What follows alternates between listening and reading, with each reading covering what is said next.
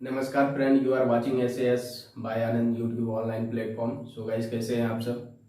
तो चलिए, आज का टॉपिक है मॉडर्न इंडिया। मॉडर्न इंडिया में हम लोग शुरुआत कर रहे हैं क्योंकि इससे अच्छा खासा सवाल एग्जाम में पूछ लिए जाते हैं। उसके बाद हम लोग मिडाइवल, उसके बाद एंशियंट देखेंगे, उसके बाद ज्योग्राफी देखेंगे और पॉलिटी का कुछ लेक्चर आएगा बीच में, तो उसको भी कवर करते जाएंगे।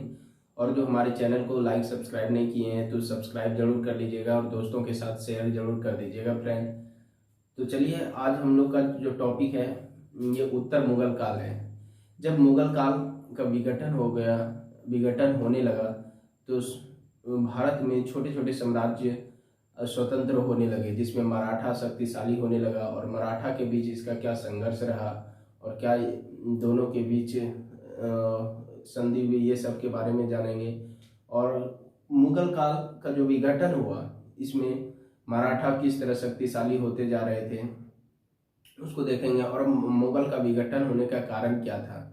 तो चलिए, आप लोगों ने पढ़ा होगा कि दिल्ली सल्तनत, उसके बाद मुगल काल, ये मिडाइवल इंडिया में बहुत ही इम्पोर्टेंट टॉपिक बन जाता है मध्यकालीन भारत का। और आप मॉडर्न इंडिया को शुरुआत करते हैं तो उत्तर मुगल काल को बिना समझे आप इसको समझ नहीं सकते हैं, क्योंकि ये जो आपका विघटन का समय है, इसी के समय में अंग्रेज का भी आगमन हो गया था। और इसी के समय अंग्रेज ने दो भारत में बड़े युद्ध लड़े, जिसमें से महत्वपूर्ण युद्ध माना जाता है एक प्लासी का युद्ध और एक बक्सर का युद्ध।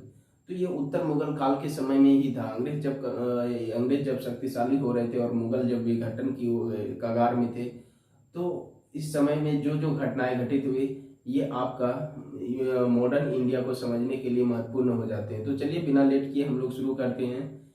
तो उत्तर मुगल काल की शुरुआत तब होती है जब कि आप औरंगजेब 4 मार्च 1707 को अहमदनगर में उसकी मृत्यु हो जाती है। जब औरंगजेब ने इतने बड़े साम्राज्य को इस्टेब्लिश किए और स्थापित होने करने के बाद उसको संभालने के लिए उन्होंने कोई ऐसे उत्तराधिकारी को नहीं बना पाए, जिसके कारण वो मुगल काल का विघटन शुरू हो गया। और मुगल काल के विघटन में आपका ये सबसे बड़ा योगदान है कि उत्तराधिकारी उत्तराधिकारी के लिए ही आपस में लड़ाई लड़ रहे हैं सब कोई। तो इसके तो चलिए, हम लोग देखते हैं मुगल काल में जब औरंगजेब की मृत्यु अहमदनगर में 4 मार्च 1707 को हो जाती है, तब उसके तीन पुत्र थे औरंगजेब के 3 पुत्र में सबसे पहले मोहम्मद मुअज्जम थे, मोहम्मद आजम थे, मोहम्मद कामबख्श थे। ये 3 पुत्र में से तीनों पुत्र उत्तराधिकारी के लिए लड़ाई लड़े, सोचने लगे कि हम दिल्ली की गद्दी पर बैठे और पूरे भारत पर राज करें। तो उनमें से जो प्रथम पुत्र था, पहला जो बड़े पुत्र थे मोहम्मद मुअज्जम, ये उस समय अफगानिस्तान वाले क्षेत्र में थे। और अफगानिस्तान वाले क्षेत्र में ही वहीं पे बहादुर शाह के नाम से ये राज्याभिषेक कर लिए। और राज्याभिषेक करने के बाद जब ये दिल्ली की ओर प्रस्थान हुए, तो यहाँ पे जो इसके 2 भाई थे, मोहम्मद आजम और मोहम्मद कामबख्श, ये दोनों भाइयों को इन्होंने अपने लड़ाई लड़ी इन दोनों भाई के साथ। और पहला जो लड़ाई लड़ी, मोहम्मद आजम को इन्होंने जजाओ के युद्ध में हरा दिया और मोहम्मद कामबख्श को बीजापुर के युद्ध में हरा दिया। और अंततः बहादुर शाह प्रथम के नाम से ये मोहम्मद मुअज्जम शासक बना। उत्तर मुगल काल का पहला जो 1707 से लेके 1712 तक रहा। तो चलिए, हम लोग देखते हैं। ये आपका हम बोर्ड में ऐसे लिख दिए ब्रीफली, आप पढ़ना चाहते हैं तो देख सकते हैं। ये 4 मार्च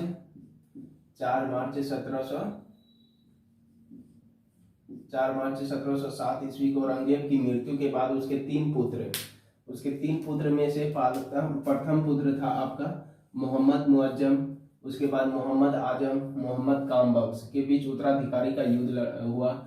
और ये जो मोहम्मद मुअज्जम थे, ये अफगानिस्तान वाले क्षेत्र में थे तभी जब औरंगजेब की मृत्यु हुई। औरंगजेब की मृत्यु के समय ये अफगानिस्तान वाले क्षेत्र में थे और वहीं पे उन्होंने अपना राज्याभिषेक कराया।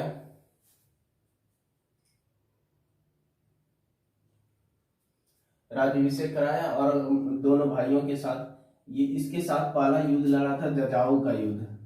यहाँ पे आपका मोहम्मद मुअज्जम ने मोहम्मद आजम को जजाऊ के युद्ध में हराया और मोहम्मद कामबख्श को बीजापुर के युद्ध में हराया। आप लोग को बीजापुर पता होगा, गोलकुंडा बीजापुर, ये आप साउथ इंडिया में है।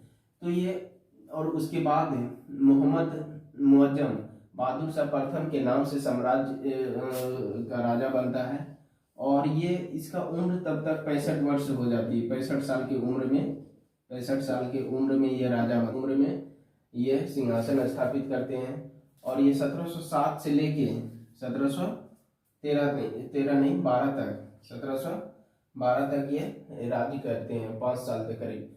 और उसके बाद जब ये मोहम्मद मुअज्जम बहादुर शाह प्रथम के नाम से राजा बनता है तो सबसे पहले इन्होंने मराठा, जो उस समय आपका गुजरात और महाराष्ट्र वाले क्षेत्र में जो उभर कर और शक्तिशाली बन रहे थे, उसके साथ इन्होंने मित्रता की संधि अपनाई। और उसमें उस समय की बात है कि उस समय संभाजी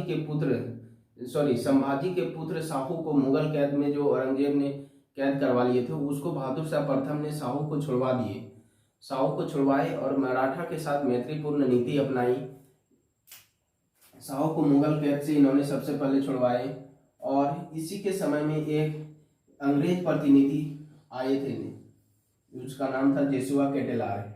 जेसुआ कैटेलार ये डच प्रतिमंडल था और ये बहादुर शाह प्रथम के समय में ही आया था। ये क्वेश्चन कई बार एग्जाम में पूछ लिए जाते हैं कि जेसुआ कैटेलार जो प्रतिनिधित्व मंडल था ये डच कंपनी का था, किसके समय में आया था? तो बहादुर शाह प्रथम के समय में आया था। बहादुर शाह प्रथम के समय में। और देखें तो इसको साहे बेखबर कहा जाता है। एक इतिहासकार थे खफी खां, एक इतिहासकार हुआ करें खफी खां, हम यहाँ लिख देते हैं इतिहासकार खफी खां।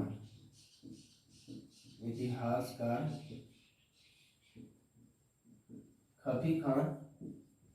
खफी खां ने इसको साहे बेखबर कहा।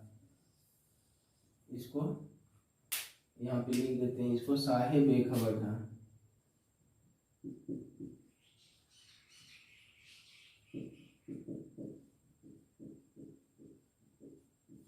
साहे बेखबर के नाम से पुकारा। एक क्वेश्चन एग्जाम में कई बार पूछ ली जाती है कि साहे बेखबर इनमें से किस राजा को कहा जाता है? तो बहादुर शाह प्रथम। तो बहादुर शाह प्रथम में ये इम्पोर्टेंट टॉपिक थे, हम लोग कवर कर लिए मोस्ट। और जो नहीं हुए वो आप बुक का रेफरेंस लेके आप कर सकते हैं। और इसके बाद जो हम लोग पढ़ेंगे, इसके बाद जो शासक बने बहादुर शाह प्रथम के बाद, बहादुर शाह प्रथम के बाद बने आपका जहांदर शाह। जहांदर शाह के बाद बने आपका जहांदर शाह के बाद बने आपका फारुख सियर। फारुख सियर के बाद सबसे कम उम्र के रफीउद्दौला बने। उसके बाद मोहम्मद शाह बने। उसके बाद आपका अहमद शाह बने। अहमद शाह आलमगीर बने। उसके बाद शाह आलम द्वितीय बने। उसके बाद बहादुर शाह जाफर जो मुगल काल का अंतिम राजा हुए और उसको अंग्रेजों ने रंगून निर्वासित कर दिया और वहीं पे उसकी मृत्यु हो गई। आप लोगों ने 1857 की क्रांति में इसको अच्छे से पढ़े होंगे, नहीं पढ़े होंगे तो मैं इस टॉपिक को जब पढ़ाऊंगा तो आप लोग को अंडरस्टैंडिंग हो जाएगी। तो धन्यवाद फ्रेंड। वीडियो को में कैसा लगा वीडियो आपको, लाइक सब्सक्राइब चैनल को जरूर कर लीजिएगा, दोस्तों के साथ जरूर शेयर कर दीजिएगा और कमेंट सेक्शन में बताइएगा अपना प्रतिक्रिया कैसा लगता है वीडियो। तो धन्यवाद।